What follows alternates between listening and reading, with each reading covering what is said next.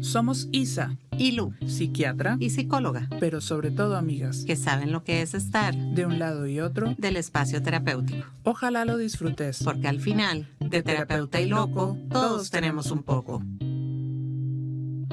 De Terapeuta y Loco, Todos Tenemos un Poco es un espacio autofinanciado y sin fines de lucro. Si querés apoyarnos para que siga vivo, puedes hacer tu donación a través de la página www.patreon.com/De Terapeuta y Loco Podcast. Hola, hola, bienvenidos y bienvenidas a un episodio más de Terapeuta y Loco, Todos Tenemos un Poco. Hoy con un episodio muy particular.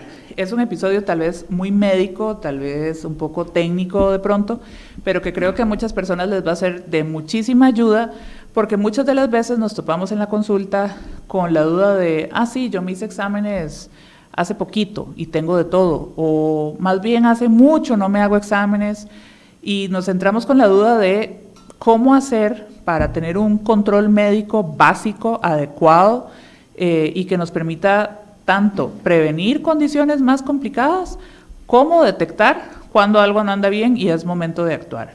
Y esto es fundamental para cualquier persona. Así que hoy vamos a estar tocando medicina para todos.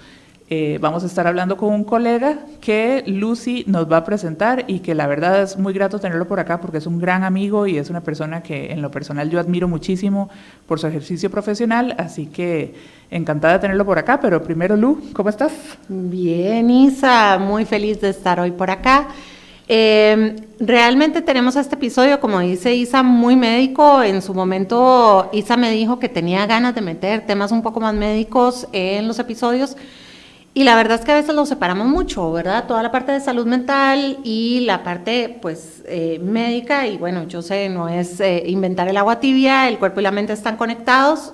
Realmente hablar de la parte biológica nuestra es también hablar de nuestra salud mental porque hay una conexión directa. Y como vos decías, Isa, todo el tiempo vemos en consulta a personas agobiadas y estresadas por toda esta parte médica y por no entender un montón de cosas, que hay un tema que a ustedes sí eventualmente les puedo criticar un poco, y es que a veces hablan con palabras muy elevadas o muy rimbombantes, ¿verdad? Que siempre nos ha pasado con los médicos que vienen acá y que tratamos de aterrizarlos un poquito en ciertos términos.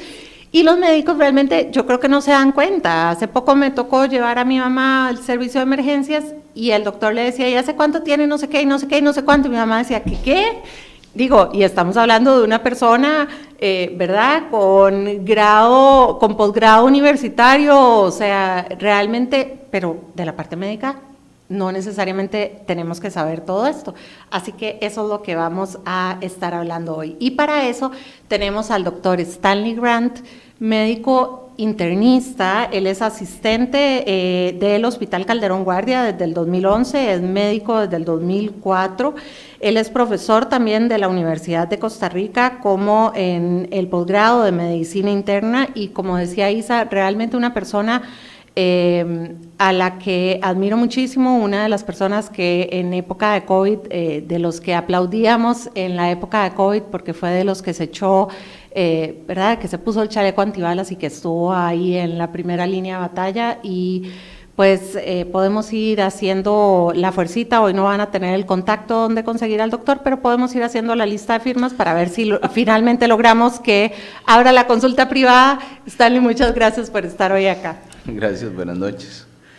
Muy contento de estar acá. Gracias por haberme invitado, la verdad. Sí, buenísimo. En algún momento tuvo consulta privada y todos éramos muy felices, sí, pero además Stanley es una mente muy inquieta, diría yo. Entonces en el hospital donde trabaja no solo se puso la camiseta en COVID, sino que como docente de grado y de posgrado y siempre buscando la adrenalina en el ejercicio profesional, es muy feliz en el hospital, pero vamos a ver si lo convencemos de sacarlo un poquito de ahí hacia la consulta. Entonces, no sé si para empezar, Stanley, podemos explicarle un poco a la gente qué es la medicina interna, porque yo creo que muchas veces oímos esta especialidad y la gente se queda enredada de esto es lo mismo que medicina general, o qué es lo que hace un internista, porque usted me está mandando un internista y no me manda donde el cardiólogo, no me manda donde el endocrino, ¿verdad? ¿Qué es la medicina interna? ¿Qué es lo que haces vos?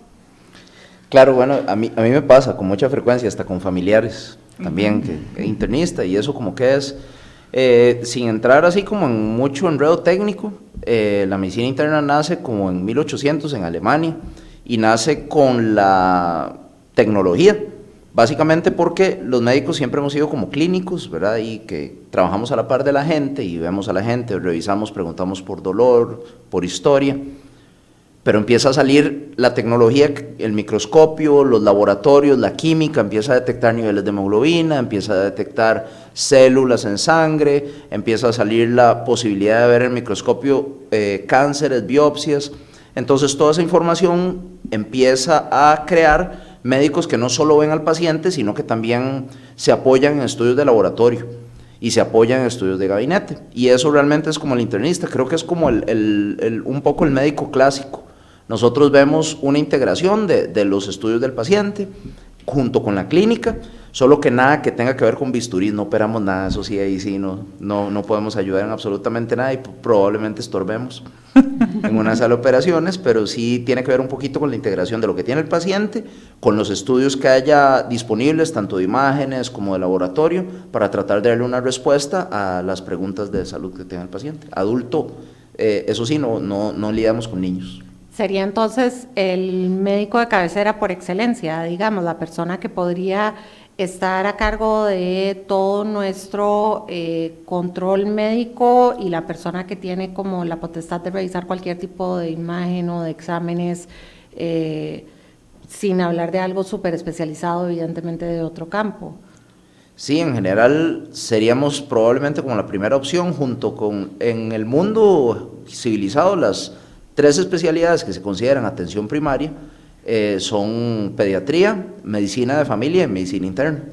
En general, sin restarle mérito al montón de médicos generales que conozco y que practican la medicina muy bien, sí es cierto que uno lleva una formación de medicina general y luego lleva unos años más como para dirigir a esto de las enfermedades de los adultos, entonces sí tiene un conocimiento, está más allá de la medicina general. O sea, perdón, sería el equivalente del pediatra en los niños, digamos, terminamos con pediatra pediatra y pasamos, es un pediatra de adultos, ok, me gusta la definición.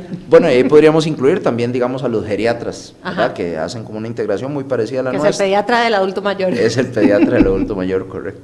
Sin querer infantilizar a nadie, ¿verdad? Y entrar en controversias, pero digamos como que ustedes abarcan toda la medicina, menos lo quirúrgico, como acabas de decir, aunque sí tienen que ver con los quirófanos cuando hacen valoraciones preoperatorias o atienden condiciones que el manejo, después de que ustedes las diagnostican, terminan siendo quirúrgicas o complicaciones después de una cirugía, ¿cierto?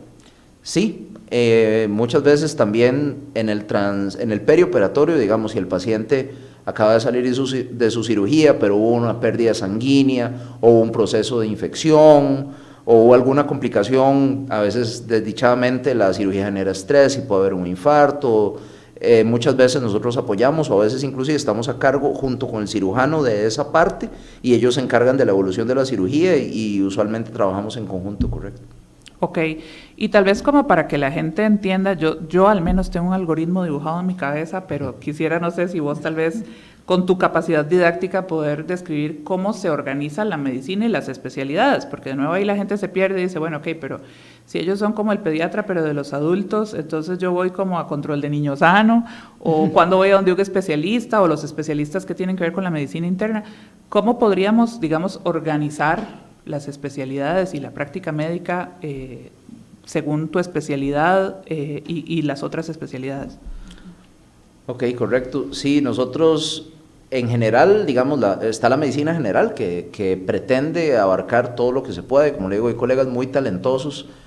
Sí es cierto que cada día es un poquito más complejo porque cada día hay más información, más medicamentos, más tecnología, más exámenes. Entonces sí es cierto que es una empresa bastante, digamos, grande, tener una labor de abarcar todo el conocimiento de todo lo que hay. Entonces eso ha hecho que haya especialidades.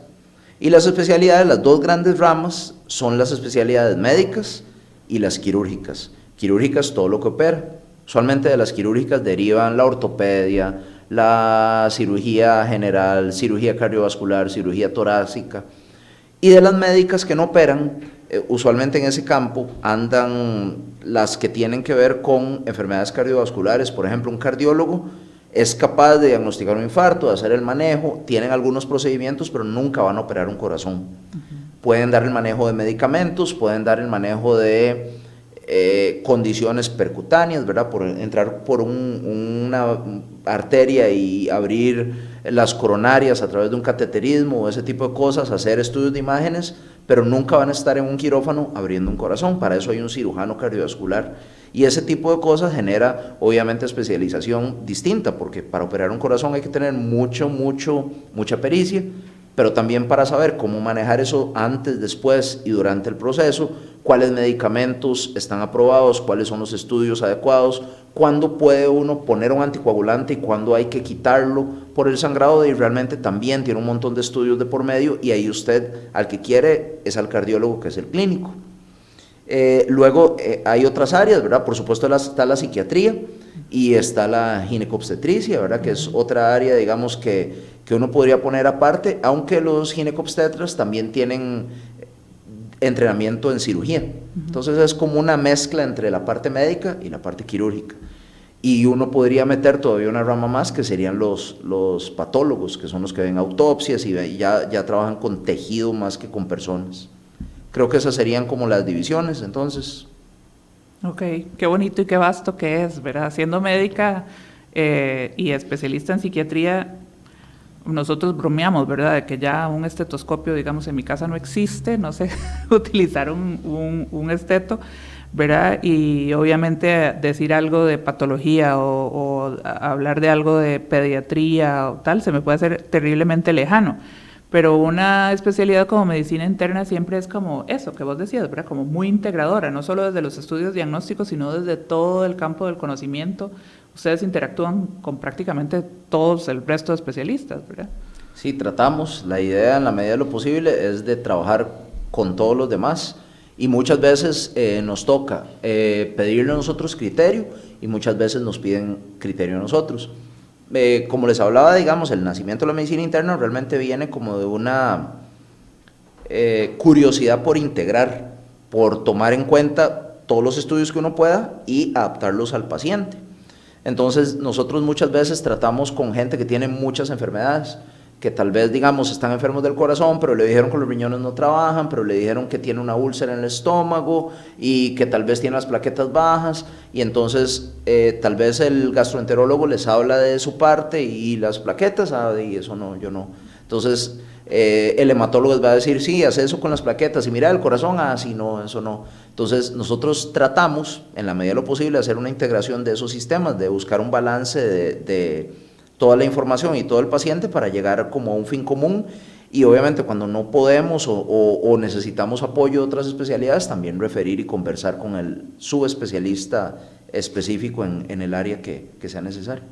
Desde alguien que está fuera del campo de medicina, esto es como súper interesante de entender, porque normalmente uno escucha que alguien es médico y uno cree que ya le puede hacer consultas de absolutamente todo lo que tenga que ver con medicina, ¿verdad? Y cuando uno escucha no, vieras que ese no es mi campo, no dice, ¿cómo? Pero es el cuerpo, ¿verdad? Es la medicina. Y creo que es lo que le pasa a la mayoría de los médicos, ¿verdad? Que se convierten en los médicos de la familia y que todo el mundo les pregunta y ¿verdad? Y les pide de todo, y pues entender esta parte ayuda mucho a decir, por ejemplo, yo no sabía que un cardiólogo no es el que opera, no es el que hace una cirugía a corazón abierto, por ejemplo. Creo que son un montón de cosas que uno realmente de ese mundo no tiene idea. Ahora, ¿qué podríamos considerar realmente que es tener salud? Porque acabamos de decir, ok, están todas estas ramas de la medicina, están todos estos campos, están todas estas posibilidades, ¿y qué hago? ¿A dónde voy? ¿Cómo sé que no tengo salud? ¿Cómo sé que estoy bien? ¿Cómo sé que no? ¿Hacia dónde me muevo? ¿Por dónde empiezo? Sí, digamos, en papel, la salud al final es un completo bienestar biopsicosocial, y que usted se sienta bien en general en todas las áreas. Entonces creo que la primera pregunta sería, ¿cómo se siente usted? O sea, empezando por ahí siempre, que parece algo muy básico, pero a veces ni se pregunta, ni siquiera entre amigos o familia. De hecho, nuestro primer episodio fue No hay salud sin salud mental, ¿verdad? Totalmente. Y justamente por este equilibrio del que estás hablando. Totalmente, entonces si la gente se siente bien, usualmente es un muy buen indicador de salud, el cuerpo usualmente avisa. Entonces es difícil que usted realmente se sienta bien, que esté pleno en su trabajo, que esté en condiciones de hacer su vida diaria, de hacer sus cosas. Es rara la ocasión en que hay algo oculto ahí de por medio, usualmente hay como un aviso. El cuerpo en general tiene la capacidad de si hay algo inflamado, de producir sustancias que pueden hacer que yo me sienta cansado, o que me sienta débil. Ahí, en ese tipo de situaciones, hay como alarmas. Entonces, el punto es que si usted se siente bien, en general es poco probable que haya una enfermedad oculta de por medio, así, tratando de hacerle daño. Sentirse bien ya es un buen marcador de salud.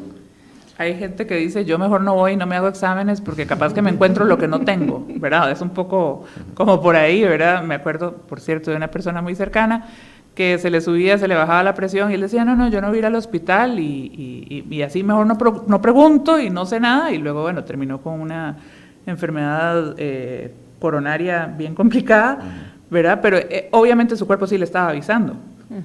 Solo que no le puso atención. Exactamente. También eso es otra cosa. La negación, bueno, ustedes sabrán más que yo de eso, pero la negación es un mecanismo muy poderoso ahí. Pero usualmente sí hay como avisos. Sí es cierto que hemos evolucionado a tener herramientas para tratar de detectar cosas antes de que sucedan. Entonces, por ejemplo, el colesterol alto, se ha demostrado que tener niveles muy altos de colesterol se asocian con enfermedad cardíaca y enfermedad cerebrovascular, básicamente derrames. Entonces, un chequeo anual de colesterol es muy importante de tenerlo porque usted puede encontrar medidas para reducirlo, no por el colesterol en sí, sino porque bajar el colesterol a largo plazo me va a hacer prevención de tener un derrame o tener un infarto o tener alguna condición distinta a esas. Entonces, tal vez sí hay cosas que uno puede detectar antes de que hayan los síntomas, y ahí es donde sí vale la pena, digamos, seguir los chequeos habituales, los estudios que se recomiendan tanto de la parte médica como de otras partes, los papanicolaos, digamos, los chequeos físicos para ver, de repente te encuentran un soplo y vos no sabías que había un soplo ahí de por medio, entonces hay que hacer un estudio para ver si eso se va a traducir o no en enfermedad. Sí es relativamente complejo, pero volviendo a la pregunta de Lucy, sí es cierto que, digamos, en general, si usted se siente bien, está bien. Sí hay cosas que vale la pena hacer, como un chequeo anual es una de las cosas que puede ayudarnos a detectar enfermedades o detectar condiciones que pueden llevar a enfermedad antes de que nos den síntomas o problemas. ¿Y con eso basta? O sea, ¿es suficiente hacerme yo un chequeo anual, no sé, con un internista, con el ginecólogo y con... ya se me acaban, digamos, con el psiquiatra, para... El urólogo en el caso de los hombres, creo, también. sería el equivalente, ¿verdad? Como ¿cierto? Para saber que mi salud está bien, ¿basta con eso, con que yo vaya una vez al año? Digamos que es lo mínimo necesario. Si usted habla probablemente con un médico que está metido con la camiseta puesta, va a hablar no solo de los chequeos, de lo que él vea, sino de las responsabilidades de uno sobre su cuerpo y sobre su salud, ¿verdad? También la parte de estilos de vida saludable, de tratar de evitar el estrés, de hábitos como el tabaquismo, la alimentación sana. Por supuesto que todo eso nos da una sumatoria que pueden hacer que yo tenga, digamos, mayor probabilidad de estar saludable. Entonces, lo mínimo que uno esperaría, sí, sería que la gente, digamos, que los adultos tengan un chequeo anual, eso es como lo mínimo necesario. Y si hay algo de por medio que me está avisando, me siento fatigado, hay algo que antes yo podía hacer que ahora no puedo, estoy teniendo dificultades para dormir, estoy ganando mucho peso, estoy perdiendo mucho peso, son avisos que usualmente hablan de que, bueno, tal vez ese chequeo lo tengo que adelantar y verme ahora, ¿verdad? Luego hay otras condiciones, como la herencia. Tengo familiares con cáncer de colon, de repente algunas pruebas que son como para tratar de buscarlo, se adelantan, se hacían, voy a dar el ejemplo de la colonoscopía. La colonoscopía para detectar cáncer de colon, usualmente se ha venido adelantando con base a la edad, tanto que ahora se recomienda hacer a partir de los 45 años, independientemente de los factores de riesgo que usted tenga. Si usted es una persona como yo, que tiene un familiar de primer grado con cáncer, llámese mamá, papá o hermanos, tiene que hacerla antes de eso, 10 años antes de la aparición en el familiar. Entonces también ese tipo de cosas, cuando usted le habla de la historia al médico, le puede decir, sí, mira, nos vemos el otro año, o le va a decir, toca hacer esto ahora, mejor de una vez, para encontrarnos el problema antes de que ocurra, que ese es el plan, digamos, en el siglo XXI un poquito. Ok, entonces, digamos, ahí yo arrugué la cara detrás de cámaras, ¿verdad? Por la edad y que no tengo antecedentes de cáncer, digamos, de colon, pero que ya me tocaría entonces hacerme una colonoscopía. Entonces, digamos, ¿qué incluye ese chequeo médico? ¿Cuál es el paquete básico, digamos, para pasar la inspección vehicular? Usualmente lo mínimo, bueno, es revisar al paciente, revisar la historia de antecedentes, ahí uno puede tener mucha información, ¿verdad? Por ejemplo, si alguien ha fumado mucho, de repente ya uno puede empezar a pensar una enfermedad cardiovascular, porque el tabaco produce aterosclerosis y tapa las arterias, y puede pensar obviamente en enfermedad pulmonar. Entonces ya ahí uno puede pensar, bueno, a esta persona si vale la pena hacerle una radiografía o no vale la pena hacerle una radiografía, tiene síntomas o no tiene síntomas. Ahí uno va tomando decisiones con base en lo que la persona le refiera, de historial previo, de su familia, de sus antecedentes y de historial actual de cómo se siente, etcétera, etcétera. La mayoría de las veces nosotros vamos a agregar por lo menos algunos estudios del laboratorio base, y como mínimo uno revisa la función de los riñones, que se puede ver qué tan eficiente es el riñón, digamos, en aclarar algunas cosas. Se puede ver el manejo de las enzimas del hígado, que cuando hay inflamación hepática eso es relativamente sencillo y fácil de detectar, y casi siempre va a haber un hemograma, porque los glóbulos rojos, que son los que llevan el oxígeno en la sangre, tienden como a avisar bastante temprano, es decir, si hay una enfermedad crónica muchas veces acompaña de anemia, entonces, y una anemia muy particular de cierto tipo. Entonces encontrar anemia puede ser un hallazgo que por sí solo ya nos habla de que hay que buscar otras cosas.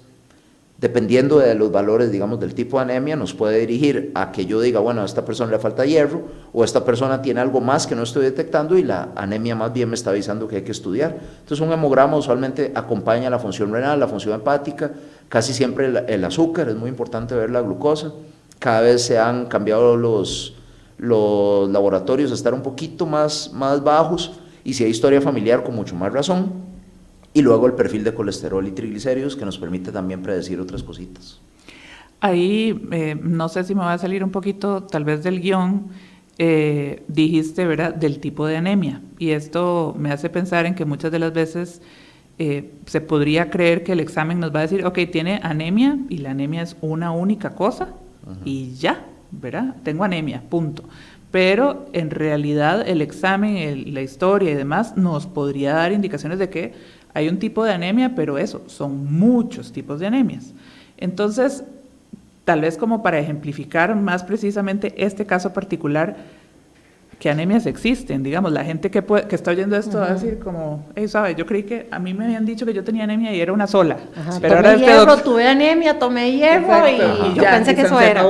Pero claro, ¿cuáles anemias existen? Y no todas con hierro, además, algunas más bien el hierro puede ser relativamente dañino, son enfermedades raras. Por mucho, la causa más frecuente en el mundo es anemia por déficit de hierro. Entonces, digamos que estadísticamente, si usted tiene anemia y le dan hierro, probablemente haya una posibilidad de que mejore. Pero la anemia, para nosotros como médicos, realmente no es un diagnóstico. Anemia por falta de hierro es un diagnóstico. Y después uno tiene que hacerse la pregunta, ¿por qué me falta hierro? O sea, ¿será que estoy perdiendo sangre por algún lado que no he detectado? ¿Será que no estoy absorbiendo bien el hierro porque estoy tomando medicamentos antiácidos o estoy tomando algún suplemento que me está estorbando? Entonces siempre hay una serie de preguntas que es el por qué, y la idea es tratar de llegar al último por qué. Entonces, tengo anemia. ¿Por qué tenés anemia? Porque te falta hierro. Bueno, ¿y por qué te falta hierro? Porque hubo una úlcera en el estómago, ¿ok? Porque tal vez hay mucho estrés, y de repente empieza a mezclarse la parte de ustedes con la nuestra, ¿verdad? La parte de salud mental con la parte física, y mientras uno se haga las preguntas de tratar de llegar al último por qué, siempre es importante.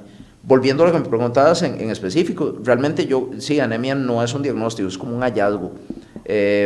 Hay un montón de tipos de anemias, mucho tiene que ver con hierro, pero hay otras que son hereditarias, y hay unas que son por enfermedades inflamatorias crónicas.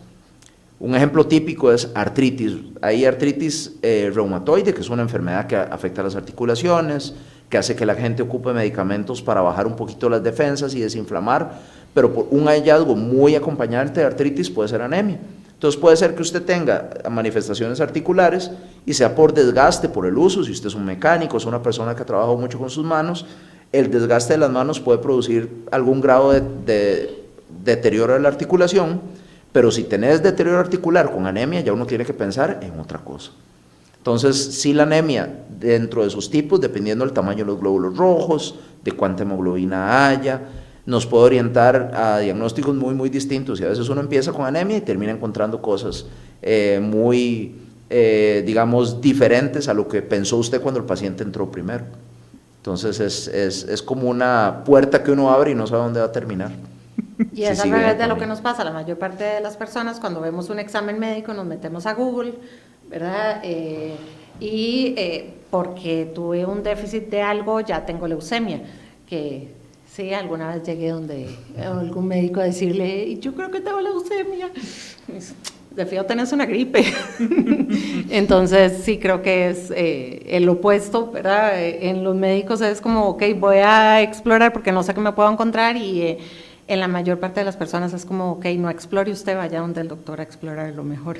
Sí. Y eso un poco tiene que ver, digamos, como de las enseñanzas de la Escuela de Medicina, de que no se mandan exámenes así porque así, ¿verdad? O sea, muchas veces existe la mala costumbre de decir, me voy a ir a hacer un examen a ver cómo estoy, y además los laboratorios, que también finalmente son un negocio en una gran medida, tienen una función clínica obviamente, pero a nivel privado te pueden ofrecer, tome el paquete de mujeres de 40 años, ¿verdad? Y la gente se hace exámenes y pueden salir datos, comillas, alterados. Los asteriscos que decía Lu. Los asteriscos que decía Lucy en el reel que hicimos antes de este episodio, y que no necesariamente van a reflejar una patología, o no necesariamente van a reflejar la patología que creemos de buenas a primeras. Claro. Por ejemplo, hablemos del colesterol y de los glóbulos blancos para dar dos ejemplos puntuales. Sí se ha demostrado, por ejemplo, que tener los niveles de colesterol muy altos se asocian con enfermedad cardiovascular, con infartos o derrames. Pero, digamos que también se ha visto que hay grupos de personas que se benefician de bajar el colesterol de forma agresiva, con medicamentos. Realmente la primera línea de tratamiento debería ser estilos de vida saludable, ¿verdad? Entonces, si usted encuentra un colesterol levemente elevado, realmente la primera línea va a ser, bueno, ¿qué está pasando aquí? ¿Cómo está su alimentación? ¿Cómo está su dieta? ¿Cómo está el estrés? Trabajemos en esto primero, pero hay pautas que nos van a hablar de qué paciente usted le empieza tratamiento de una vez. Historia cardiovascular personal usualmente es una razón. Si el paciente tiene diabetes y tiene colesterol elevado, ahí sí usted le va a dar tratamiento. Aquellos que tengan un nivel muy elevado, el LDL, que es el marcador al día de hoy que tiene más estudios, si está por arriba de 190, que es un valor muy grande, ese paciente tiene que tratarlo. Y hay algunas escalas de riesgo que si están muy elevadas también se benefician. Entonces, si yo tengo un asterisco en el colesterol y no caigo en esos grupos, es muy probable que usted no se beneficie del tratamiento, porque darle una pastilla también tiene el riesgo de que hagas alergia, de que te haga efectos con otros medicamentos que estés tomando, que pueda tener efectos sobre otros órganos como el hígado, los riñones, etcétera, etcétera. Entonces la idea es que uno sopese esos escenarios. Entonces ver un asterisco no es sinónimo de ocupa una pastilla, y eso también hay que tenerlo en cuenta desde el punto de vista de tratamiento. El otro ejemplo que se me ocurrió ahora son los glóbulos blancos, que digamos, uno a veces tiende a pensar en los laboratorios como las alarmas del carro, que el carro dice, ahora los carros modernos se te bajaron las llantas, o la batería está alterada, o ya toca el cambio de aceite. Pero los laboratorios, las moléculas que nosotros tenemos no están diseñadas para eso. O sea, los glóbulos rojos están diseñados para transportar oxígeno, los glóbulos blancos para defendernos de ciertas alteraciones en el organismo. Entonces, si usted tiene unos glóbulos blancos levemente elevados, puede ser tan sencillo como una situación de estrés, tanto físico como emocional. Puede ser alergia, o sea, tuviste un episodio alérgico recientemente, puede ser en relación a algo, que un virus que se defendió que ni te hubieras dado cuenta, pero aparece el estudio alterado y usted dice, los glóbulos blancos elevados, seguro tengo una infección, y no necesariamente es el caso. Entonces sí es cierto que la interpretación del estudio con asteriscos ahí, con alteraciones, no es solo de ver si está o no está en rango, sino asociarlo a toda la demás historia que le presenta el paciente y cómo se siente usted. Entonces sí hay como algunas aristas en no solo ver qué está alterado, sino hay que interpretarlo en el contexto de la persona. Sí es relativamente complejo si uno se quiere enredar la vida. ¿Y qué señales deberíamos no deberíamos ignorar, o sea, qué tipo de cosas, ¿verdad? Decías hace un rato, ok, tenés que sentirte bien, ¿verdad? El sentirte bien o no sentirte bien es clave. Creo que en la vida moderna a veces pasamos por alto muchas señales de nuestro cuerpo y hemos aprendido a no darnos cuenta, estoy cansada porque ya ese es mi basal, o estoy cansada porque algo adicional me está pasando. Nos cuesta un poco a veces medir ese tipo de cosas y es una de las cosas que al menos yo trabajo muchísimo en consulta, el volver a tomar conciencia de cómo estamos, ¿verdad? Físicamente, emocionalmente. Pero más allá de eso, evidentemente si me estoy sintiendo mal tengo que hacer algo al respecto, pero más allá de un me siento mal a nivel general, ¿qué señales tal vez no deberíamos nunca, ese tipo de cosas que decimos, no, esto lo paso por alto, dijiste ahora, bueno, si hay un colesterol elevado, sí es importante en muchos casos hacer algo al respecto? ¿Qué otras señales deberíamos sí tener en cuenta de que podrían ser un indicador o un factor de riesgo de algo más grave más adelante? No necesariamente que lo tengamos ahorita, pero que sí es algo a lo cual hay que prestarle atención. Ok, claro. Primero están las alarmas obvias, ¿verdad? Si yo voy al baño y veo sangre en la orina, no, eso no es normal, ¿verdad? No pensemos que ahí que no va a pasar nada, y evidentemente eso es una alarma y creo que la mayoría de la gente va a tomar medidas al respecto. Hay otras que sí son tal vez un poquito más insidiosas. A nosotros nos interesa mucho, por ejemplo, cambios repentinos en el peso. Entonces, gente que gana peso muy rápido. A veces puede tener que ver con colesterol, con alimentación, a veces puede ser retención de líquido, que también produce peso. Ese tipo de cosas rápidamente son usualmente un aviso. Lo mismo si es hacia el otro lado, enfermedades de la tiroides, alteraciones gastrointestinales, que no puedas absorber algunos alimentos, pueden generar alteraciones o cambios rápidos en el peso. Entonces siempre es una de las cosas. Metabolismo, en algunas ocasiones, cuando el azúcar está muy elevada, el azúcar es un combustible muy importante para nosotros. Entonces, en la diabetes, el azúcar está alta en sangre, pero no entra a la célula, no se puede consumir el combustible. Entonces, pacientes que tienen azúcar muy alta, en ocasiones pierden peso porque, por ponerlo de alguna manera, el metabolismo dice, bueno, no dispongo del azúcar, voy a agarrar la grasa y el músculo, y la gente dice, viera qué bien, estoy perdiendo peso súper rápido, pero es más bien una señal de que la cosa no anda bien, y detectamos azúcares en niveles altísimos de pacientes que están con una diabetes a todo mecate. Entonces, cambios repentinos en peso son importantes de tomar en cuenta. Ahogo tal vez es uno de los marcadores que son más de como consulte pronto. El ahogo usualmente hay que tratar de diferenciarlo de la fatiga, porque ahí está la parte de me siento cansado y tal vez me siento dificultad cuando subo las gradas, pero sí, no es lo mismo. Uno usualmente sabe cuando usted está cansado y cuando le falta el aire. Sobre todo el ahogo cuando ocurre en la noche es como un buen marcador de que hay algo no está bien. Hablando de la noche en general, cosas que nos despierten en la noche. Entonces, dolores que nos despierten en la noche, no nos dejen dormir, usualmente hay que prestarles cuidado. Dolores de cabeza que lo despierten uno en la noche, hay que prestarle cuidado. Ahogo que lo despierte en la noche, usualmente son marcadores de que por lo menos hay que tener una revisión. Básicamente, digamos, fatiga, ahogo, retención de líquido, que puede ser algo tan sencillo como historia familiar de insuficiencia venosa, varices, es lo más frecuente que uno ve, pero también puede ser un marcador de enfermedades del hígado, de los riñones o del corazón. Entonces, pies hinchados son otra razón como para hacer una consulta. Y todo lo que tenga que ver con no poder hacer lo que yo hacía antes. Entonces, por ejemplo, yo corría 4 o 5 kilómetros, ahora no los puedo correr, mira, revisemos qué es lo que está pasando. Yo podía leer o hacer estas cosas, ¿verdad? Sobre todo estoy pensando en adultos mayores con deterioro cognitivo. Yo antes iba, ahora salgo de mi casa y me pierdo. O voy a arrancar el carro y resulta que tengo problemas porque se me olvidan algunas cosas como cómo encender las luces del carro, cómo poner o apagar el aire acondicionado, y por supuesto cosas motoras más claras, ¿verdad? Que yo diga, bueno, hoy en la mañana iba a hablar con mi mamá y no pude llamarlo. O sea, yo quería y no pude hablarle, fueron segundos o algo, pero no podía yo mover la boca, ya al ratito pude hablar. Ese tipo de cosas, algo que usted podía hacer y ya no lo puede hacer, usualmente es aviso de que mejor pegamos una revisadita.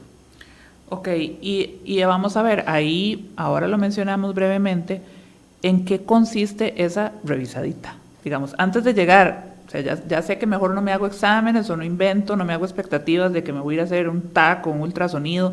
Mejor primero consulto para que la persona, digamos en este caso un internista, pueda integrar toda la información y a partir de ahí decidir cuáles son los estudios, valorando los riesgos, valorando los antecedentes, valorando las características del paciente en ese momento, cuáles serían los estudios más pertinentes.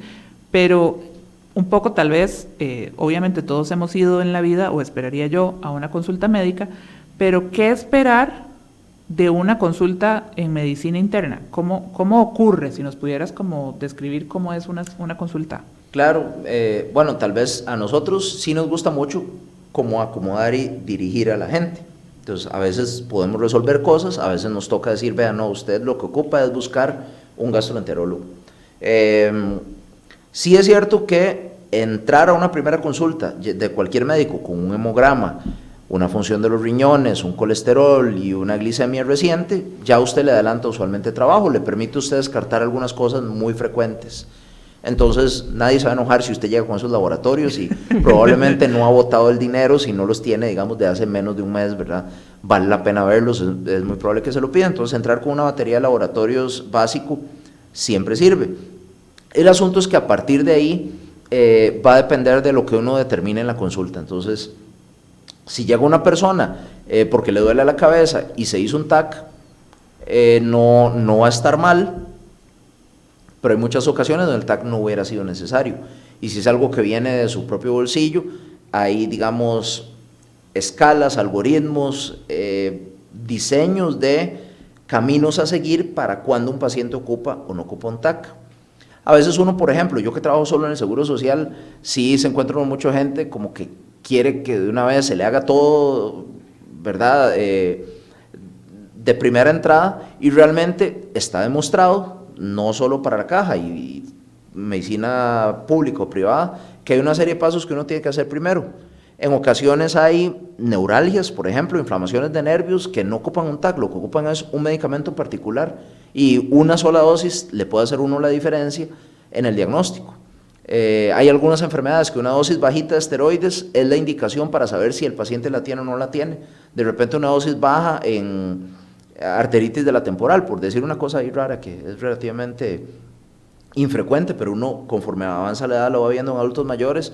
Algunas dosis bajas de medicamentos nos pueden ayudar a saber si el paciente de verdad tiene o no tiene la enfermedad, y tal vez lo que ocupe es un estudio como un ultrasonido de la arteria temporal y no un TAC, porque el TAC entonces lo que hizo fue irradiarse, perder dinero y perder tiempo también. Entonces va a depender mucho como de lo que el paciente cuando llegue nos cuente. ¿Qué es lo que pasó? ¿Cuánto tiene el dolor de haber empezado? ¿Hay historia familiar de algunas cosas? ¿Cuáles son sus hábitos? ¿Pensamos en derrame o no pensamos en que hay un derrame por medio? ¿Qué acompañó el dolor? Todas esas claves son usualmente las que nos llevan a nosotros a tratar de ser como costo efectivos, que es una cosa que en medicina interna tratamos de hacer mucho, como no mandar exámenes que no valgan la pena y tratar de dirigir los exámenes a lo que realmente nos vaya a llevar al diagnóstico. Entonces una consulta usualmente es que la persona se presente y que yo trate, con base en lo que usted me cuenta o lo que el paciente me está contando, en darle una devolución de qué creo yo que es necesario, en base a exámenes, y vieras que a veces no necesariamente coincide con lo que usted pensaba antes. El dolor de cabeza y el TAC es un ejemplo clásico así. Qué bueno saber, ¿verdad? Qué bueno que digas todo esto, porque yo escucho todo el tiempo gente que dice, vieras que el doctor no me mandó nada, no me mandó ninguna pastilla. No, nada más me dijo que cambie mi forma de comer, yo creo que voy a ir donde otro doctor, ¿verdad?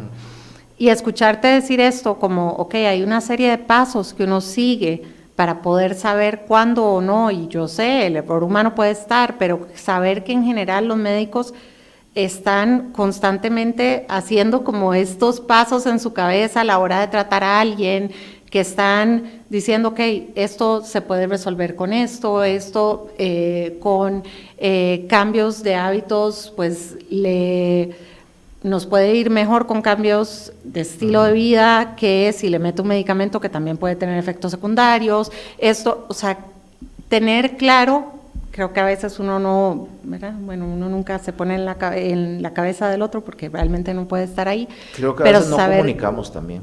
Sí.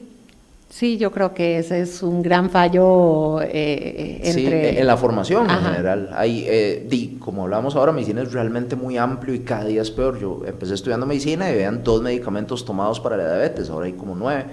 Y cada uno, y son 9 familias, de esas 9 familias hay como 5 subgrupos y ha cambiado muchísimo en poco tiempo.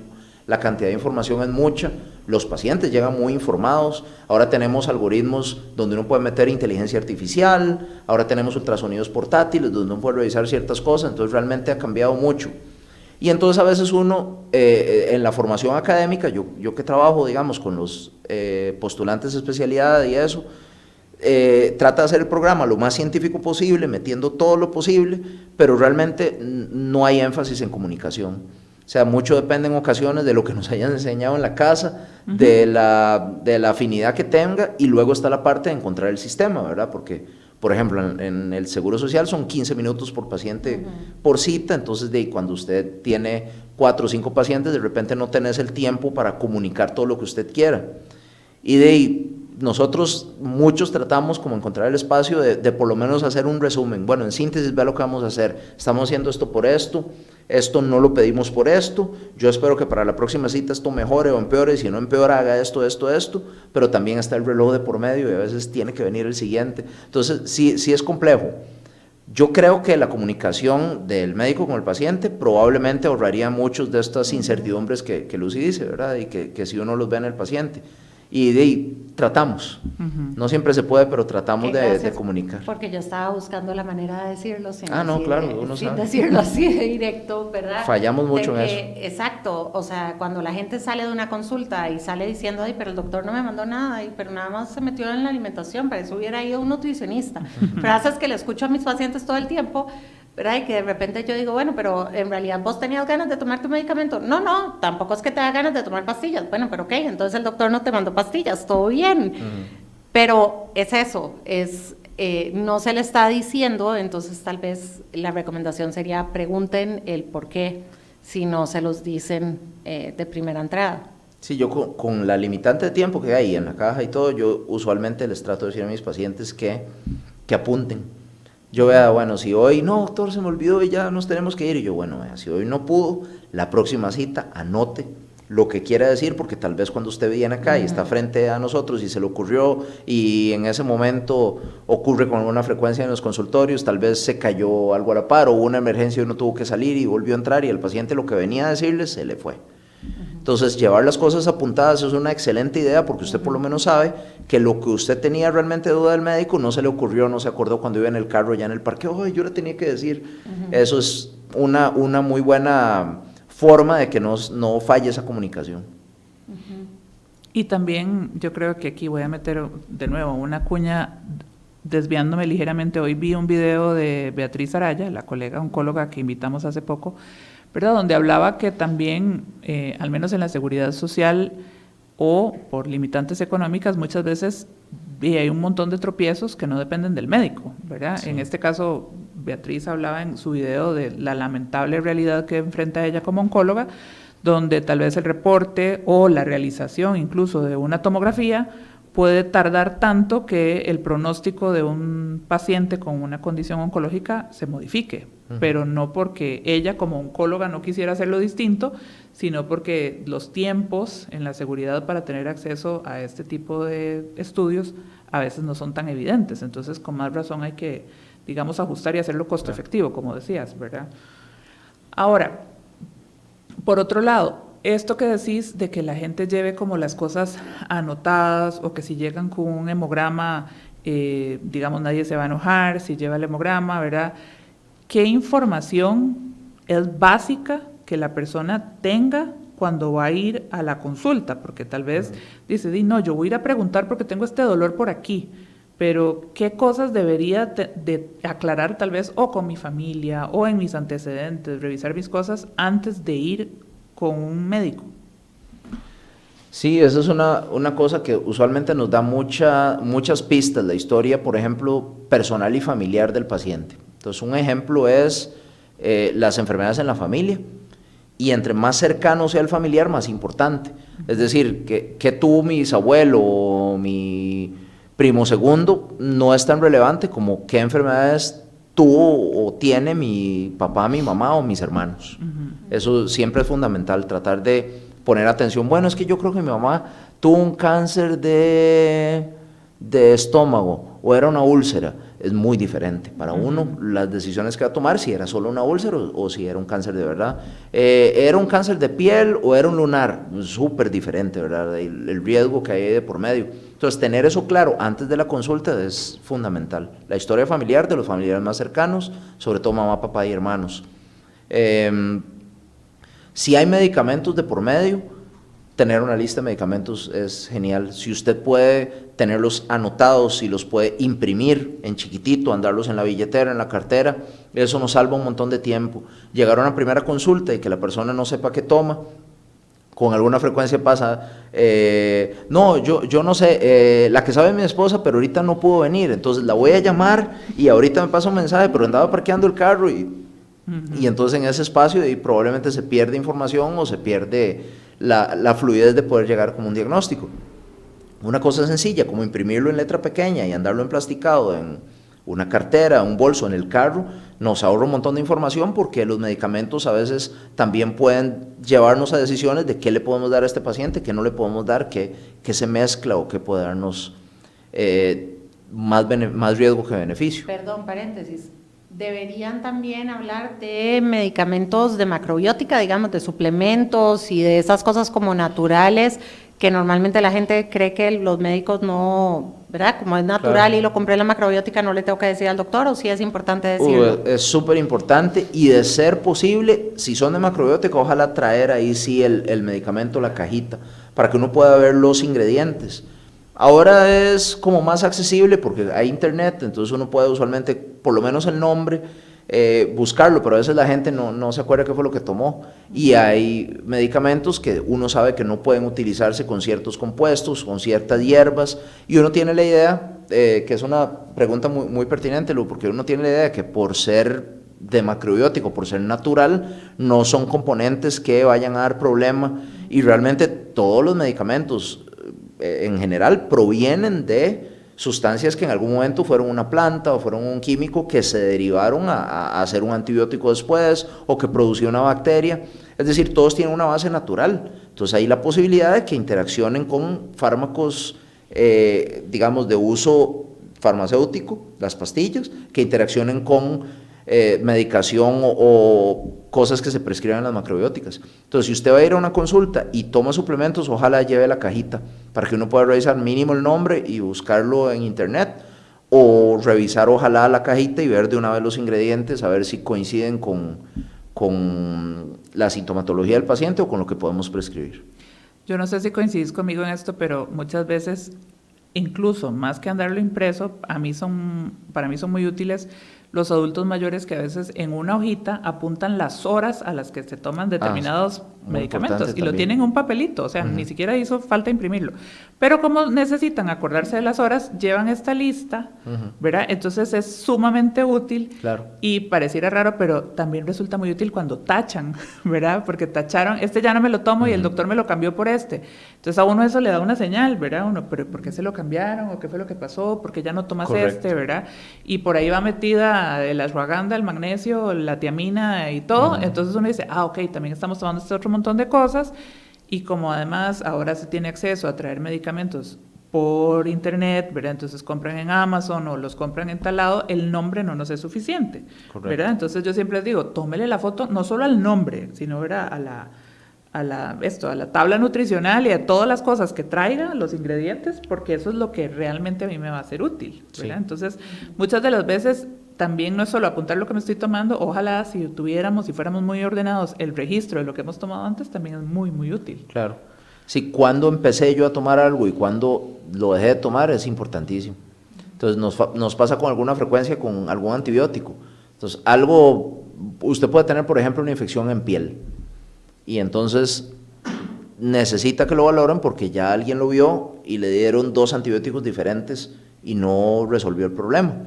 Entonces, bueno, ahí la primera pregunta sería, ¿de verdad es una infección en piel? Ya uno empieza a preguntar, ¿por qué esto sigue así a pesar de 2 antibióticos? Pero esa es otra historia.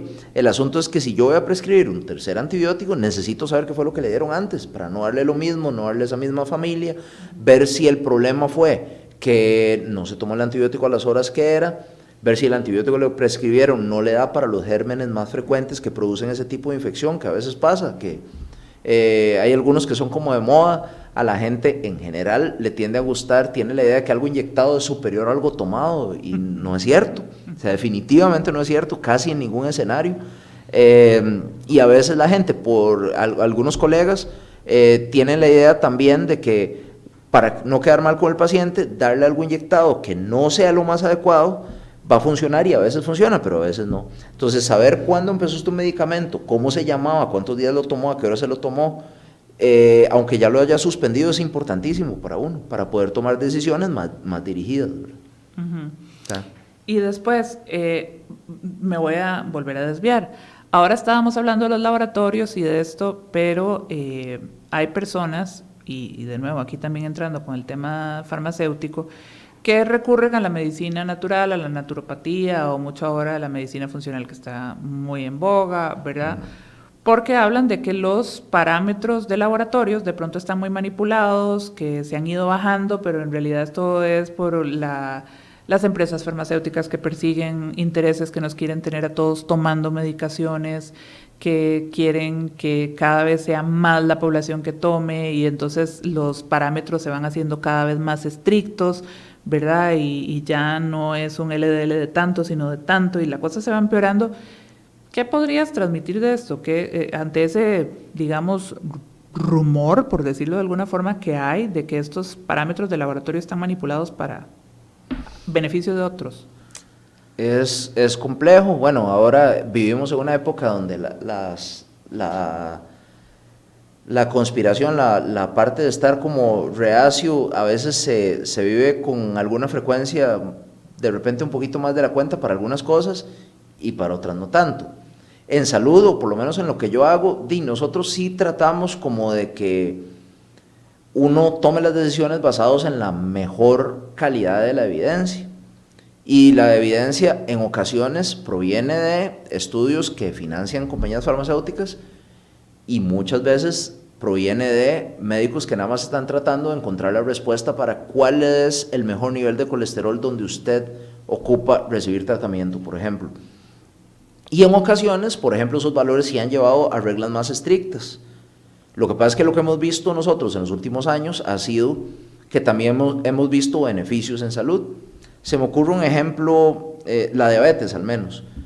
Cuando yo empecé a estudiar medicina, los valores eran muy diferentes, ¿verdad? No hablaban en ayunas de hasta 160, creo que empezamos, 140, ahora se habla de 126 en ayunas, a partir de ahí se considera, digamos, diabetes, pero es que también se ha visto que empezar tratamiento antes hace que la gente tenga menos complicaciones y viva más. Entonces, este tipo de decisiones usualmente están basadas en estudios que respaldan a lo largo de los plazos y han hecho que nuestros umbrales vayan cambiando. No solo para medicar más, a veces para medicar menos. Todavía hace unos años, el colesterol, que es otro ejemplo, había una regla de los 30, entonces si lo normal es 130 LDL, a partir de 160 L tratamiento y por arriba de 190 es gravísimo, combinación y otro poco de cosas, y ahora se ha visto que no es el valor, sino es la pertenencia a ciertos grupos de riesgo lo que define si usted se beneficia de un tratamiento o no. Entonces, tener el colesterol en 140, el LDL, cuando lo normal es 130, no lo hace usted tributario de tratamiento todo el tiempo. Y eso también hay que conversarlo con el paciente y como médico tenerlo claro. Entonces, sí es cierto que digamos que hay algunas corrientes de salud que más bien se aprovechan un poco de esta paranoia, de esta situación de conspiración, y en ocasiones sí terminan dando consejos que terminan siendo dañinos. Entonces, no tome este medicamento porque eso es un químico, tome esto que esto es natural.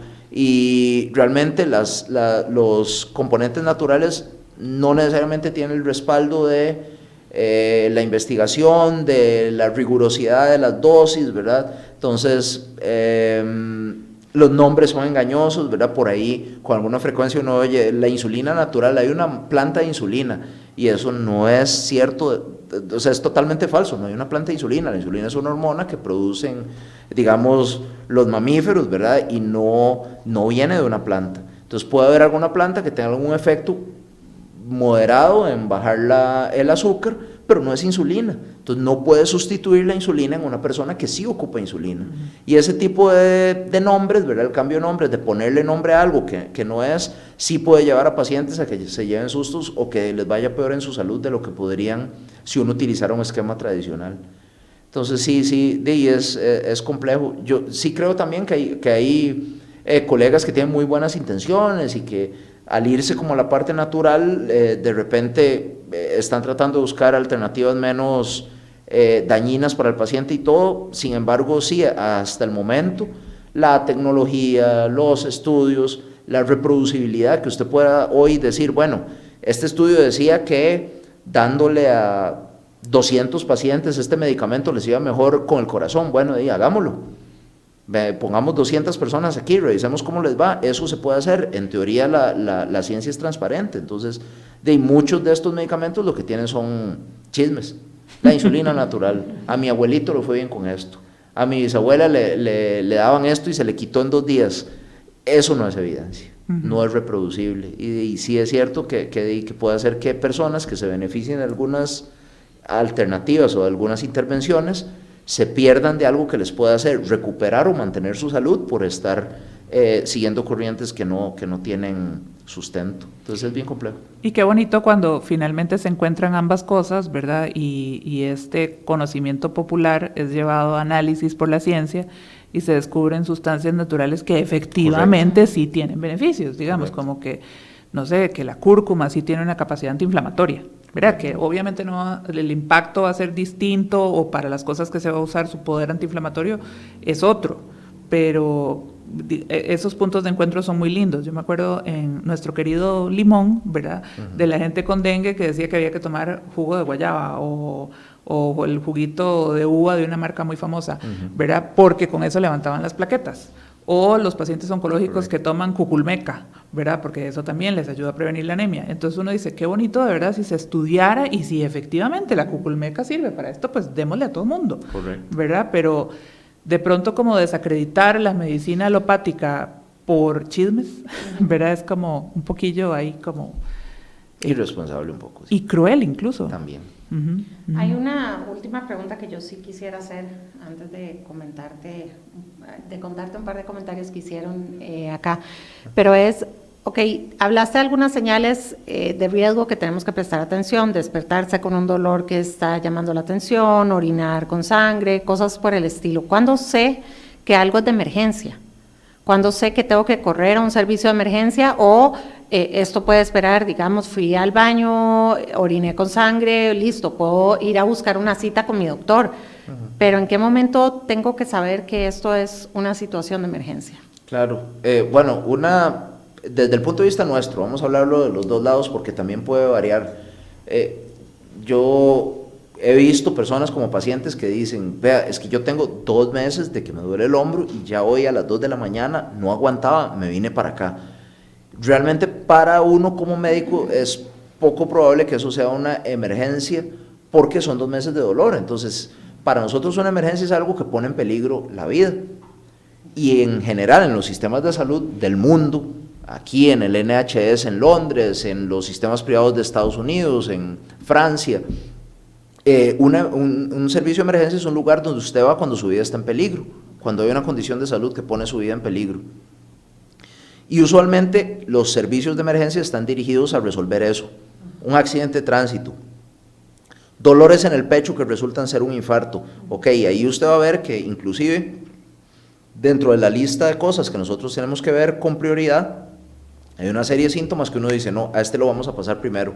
Y para eso existe el concepto, digamos, de valoración o de triage, de acomodar al paciente en lo que usted se encuentre, para tratar de ver, con base en lo que venga, qué tan urgente es que lo vea yo ahora. Entonces, el tiempo de evolución va a tener que ver con eso. Dice, 3 meses de un dolor es poco probable que sea una emergencia, a pesar de que puede ser que al final usted tenga una lesión que uno podría discutir si tiene o no su vida, pero eso no se lo van a resolver en un servicio de urgencias.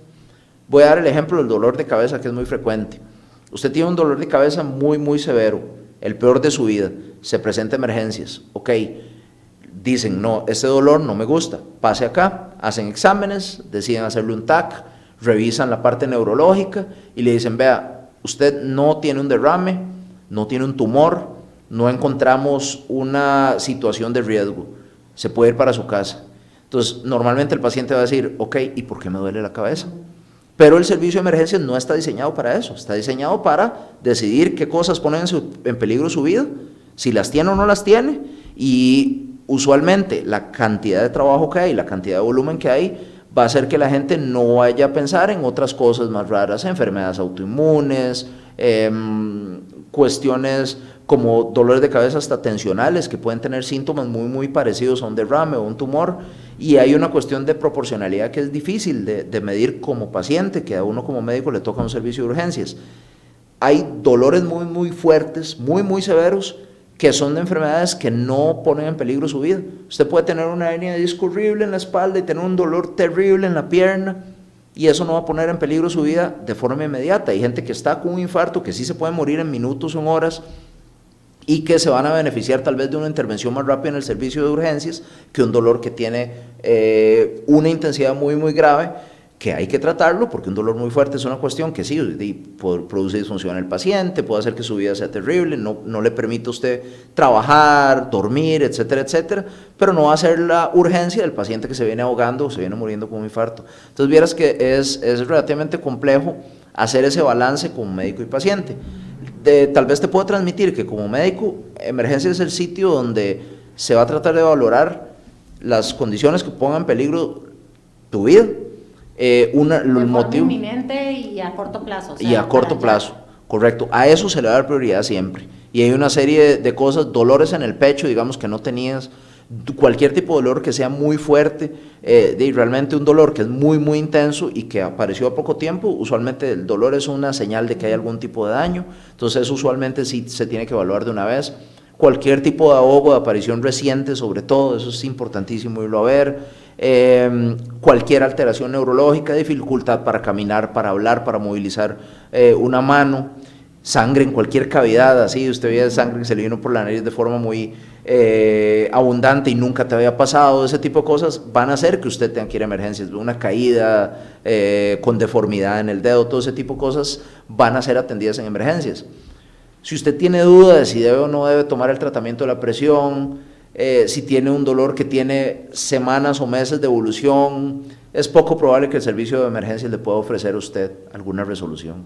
Es difícil. Probablemente lo mejor que puedan hacer es derivarlo a algún médico de algún lado, que muchas veces va a ser o un internista o un médico de familia, un geriatra, que tal vez le pueda ayudar un poquito más a determinar la causa de su molestia. Y agregaría yo ahí cambios conductuales abruptos, ¿verdad? Que muchas de las veces se asumen simplemente que son condiciones psiquiátricas, cuando también no, ¿verdad? Claro. O sea, un cambio súbito en la forma de comportarse de una persona, que empiece a decir cosas raras, que se ponga muy agresivo de pronto, o que se duerma y se despierte sin motivo alguno, ¿verdad? Son cosas para ir a emergencias donde primeramente serán abordados por el área médica, idealmente, ¿verdad? Y si ya se descarta una patología médica, pues irán a dar con el querido servicio de psiquiatría. Correcto. Y yo quiero, antes de cerrar, contarte el por qué insistimos tanto en que por favor abra consulta privada. Tenemos una enfermera del Hospital Calderón Guardia que nos dice, cuando ve que el episodio es contigo, dice Roxa, excelente profesional y un ser humano fuera de serie. Y alguien, Lee, dice, el ángel que le llegó a la enfermedad de mi hijo, el doctor Stanley Grant, qué gusto verlo, doctor. Él encontró el diagnóstico después de 4 años de incertidumbre. Él y solo él lo hizo. Soy la mamá de Julián, síndrome de la pinza aortomesentérica. Gracias, Dios lo bendiga, Señor. Sin lentes y con esas palabras. Pero ese es el impacto que un buen médico puede hacer realmente en sus pacientes. Así que de verdad yo estoy muy contenta y muy agradecida que hayas aceptado esta invitación hoy, sabiendo que no te encantan las redes ni y perdón, la parte muy pública. Antes de eso, y con esos saludos tan lindos, aquí estaba diciendo, y por si alguien no lo oyó, que te acordás de Julián. Sí, claro. Entonces... un adolescente con una mamá y costó, pero pudimos. Se pudo.